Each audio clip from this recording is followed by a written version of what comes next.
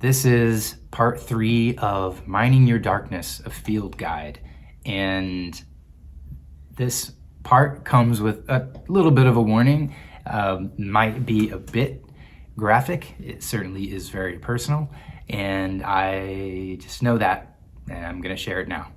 This particular part is focused on firsts. First times, first experiences, first thoughts, ideas, breakthroughs, whatever shape or form a first can take, and it can take many, but firsts are very powerful experiences. They are not all grand, they are not all epic. It does not have to be epic to be a first, to be valuable, to be specific.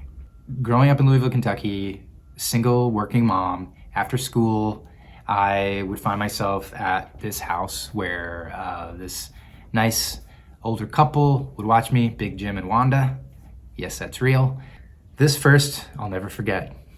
I was being Snoopy, and I was in one of the Wanda and Big Jim's sons' bedrooms, and I came across a nudie magazine, and I had never seen one before.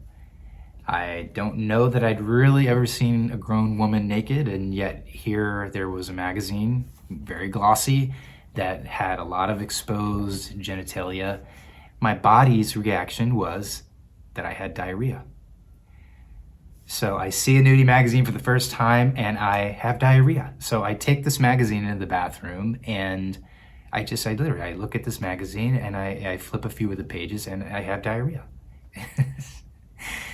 And to this day, I don't understand quite the link, except there are definitely times where when you are very nervy, like public speaking or engagements where there's a lot of pressure, where where a spotlight may be shined on you, that you get nerves, and nerves can affect your bowels. And so the only thing I could think of is that I must have just had a lot of nerves overseeing this, because I knew it was wrong.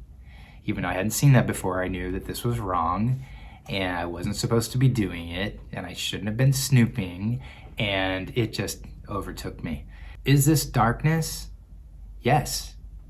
This is part of you that you have been told not to share, not to talk about. I'm not supposed to talk about seeing nudie magazines as an 8 or 9-year-old. I'm not supposed to talk about how that made me feel. There's probably at least one other person who had the same experience, and that is the beauty of sharing your darkness, mining your darkness.